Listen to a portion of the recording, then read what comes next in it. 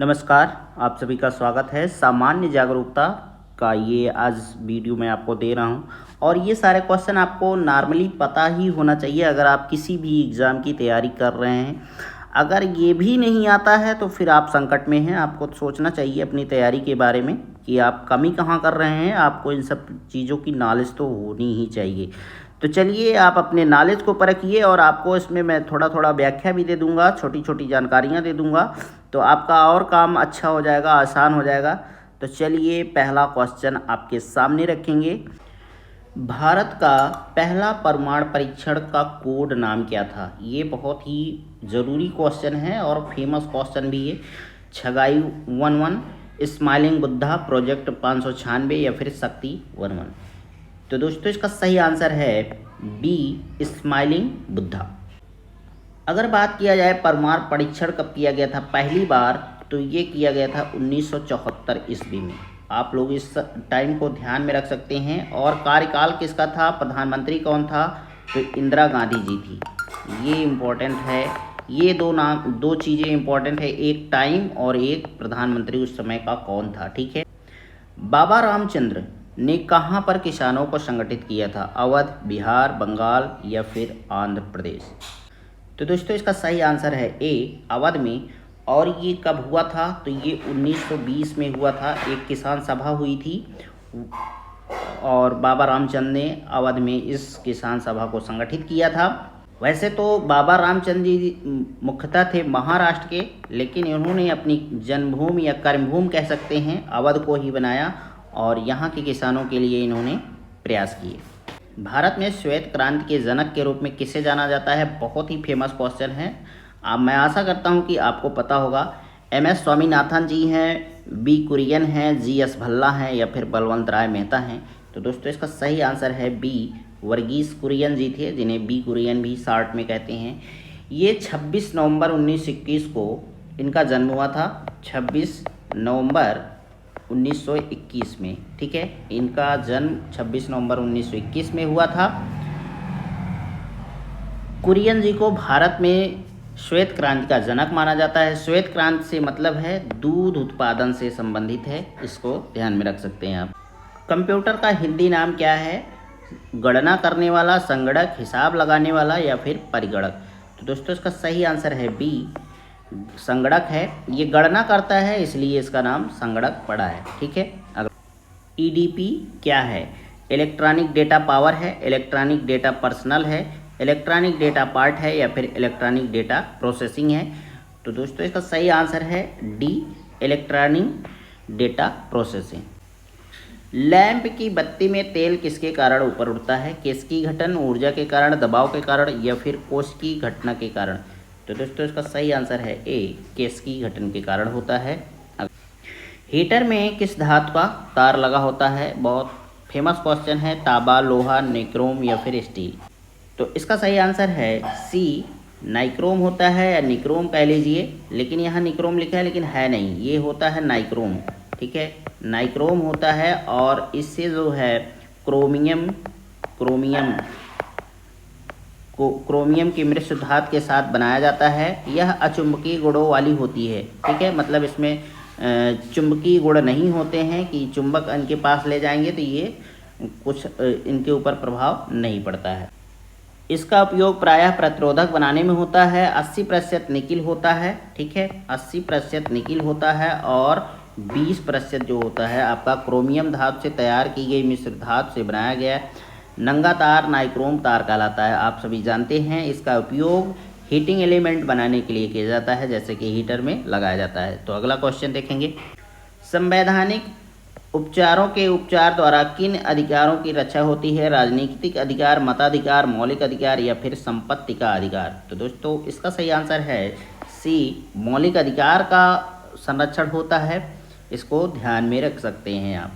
संवैधानिक उपचारों के अधिकार को मौलिक अधिकार की आत्मा भी कहा जाता है। इसको ध्यान में रखिएगा, आपसे क्वेश्चन पूछा जाता है आत्मा के रूप में।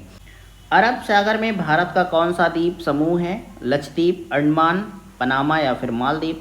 तो ये बहुत ही सिंपल क्वेश्चन है ये भी, और इसका सही आंसर है लक्षद्वीप ए। ठीक है। और अगर बात करें लक्षद्वीप कितना लंबा चौड़ा है, तो ये 30,000 वर्ग किलोमीटर में फैला हुआ है या वर्ग मील में फैला हुआ है। ये भारत के पश्चिमी तट पर पाया जाता है, ठीक है। और ये भारत का केंद्र शासित प्रदेश है। यहाँ क्या है, केंद्र शासित प्रदेश है। क्षेत्रफल की दृष्टि से भारत का सबसे बड़ा राज्य कौन सा है? गुजरात, राजस्थान, बिहार, पश्चिम बंगाल। तो आपका सही आंसर होगा बी, राजस्थान होगा। इसका क्षेत्रफल है 3,42,239 वर्ग किलोमीटर, ठीक है, वर्ग किलोमीटर। इसकी आप अगर आपको ध्यान में रखना है तो इसका क्षेत्रफल आप ध्यान में रख सकते हैं। क्षेत्रफल के आधार पर भारत का सबसे बड़ा राज्य है राजस्थान। क्रिकेट खिलाड़ियों के मध्य हॉलीवुड के नाम से किसे जाना जाता था? विनोद कांबली, शेन वॉर्न, सचिन तेंदुलकर या फिर सौरव गांगुली। तो इसका सही आंसर है बी, शेन वॉर्न। ये ऑस्ट्रेलिया के खिलाड़ी थे, आप सभी जानते हैं, गेंदबाज थे, महान गेंदबाजों में इनका नाम शुमार है। अभी कुछ दिनों पहले इनका निधन भी हो गया, तो दुखद बात है कि बहुत जल्दी हार्ट अटैक से इनकी मृत्यु हो गई। तो चलिए अगला क्वेश्चन देखते हैं। एमियंस की संधि द्वारा श्रीलंका उपनिवेश बना था, किसका बना था? डच, फ्रांसीसी, ब्रिटिश या फिर पुर्तगाली। तो दोस्तों इसका सही आंसर है सी। एमियंस की संधि की अगर बात किया जाए तो ये 1802 में किया गया था। और इसके बाद 1803 में अंग्रेज़ों ने कैंडी एक राज्य था श्रीलंका का, वहाँ इन्होंने आक्रमण कर दिया, परंतु जो है अंग्रेज़ों को सफलता नहीं मिली थी। 1815 ईस्वी में अंग्रेज़ों ने कैंडी पर कब्जा कर लिया। 1803 में तो नहीं कर पाया था, लेकिन 1815 में इन्होंने कब्जा कर लिया। फिर उसी के बाद श्रीलंका जो है गुलाम हो गया अंग्रेज़ों का। निम्नलिखित में से सबसे पुराना रक्षा बल कौन सा है? सीमा सुरक्षा बल, केंद्रीय रिजर्व पुलिस बल, असम राइफल्स या फिर राष्ट्रीय सुरक्षा गार्ड। तो दोस्तों ये हमारे देश से सुरक्षा बल से संबंधित है, ये तो हमें आना ही चाहिए, पता ही होना चाहिए सबसे पुराना सुरक्षा बल कौन सा है। तो असम राइफल्स है। इसकी स्थापना 1835 में की गई थी, ठीक है, बहुत पुराना है। और इसका मुख्यालय कहाँ है? तो शिलांग में है। MS वर्ड किसका उदाहरण है? Operating system, processing device, application software या फिर इनपुट डिवाइस। तो इसका सही आंसर है सी, एप्लीकेशन सॉफ्टवेयर है ये। यह उपयोगकर्ताओं के दस्तावेजों को टाइप करने और सहेजने की अनुमति देता है, ठीक है। विश्व महासागर दिवस कब मनाया जाता है? 20 नवंबर, 2 मई, 8 जून या फिर 11 दिसंबर। तो इसका सही आंसर है सी, 8 जून को मनाया जाता है। इसका उद्देश्य मानव जीवन में महासागरों की महत्वपूर्ण भूमिका और इनके संरक्षण के लिए दुनिया भर के लोगों को जागरूक करना होता है। आप इसको ध्यान में रख सकते हैं। उस पदार्थ को क्या कहते हैं जहां कोशिका में मुक्त आयन मौजूद होते हैं? इलेक्ट्रोड, इलेक्ट्रोलाइट, शीतलक, उपयुक्त में से कोई नहीं। तो इसका सही आंसर है बी, इलेक्ट्रोलाइट होता है। यह एक ऐसा पदार्थ है जिसमें मुक्त आयन मौजूद होते हैं, जिसके कारण यह बिजली का संचालन कर सकता है।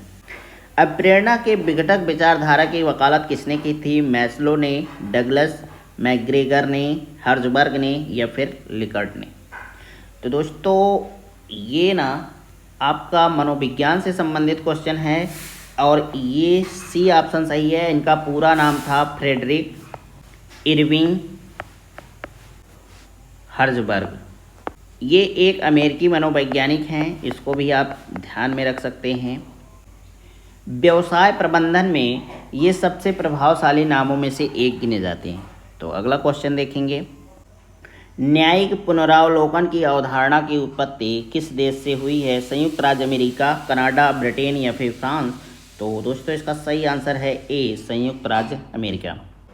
पश्चिम बंगाल की सीमाएं कितने देशों के साथ लगी हुई हैं? ये बहुत ही इम्पोर्टेंट क्वेश्चन है, कभी कभी हम लोगों से गलती हो जाती है बताने में। तो जान लीजिए कि पश्चिम बंगाल जो है 3 जो है देशों से इसकी सीमाएं मिलती हैं।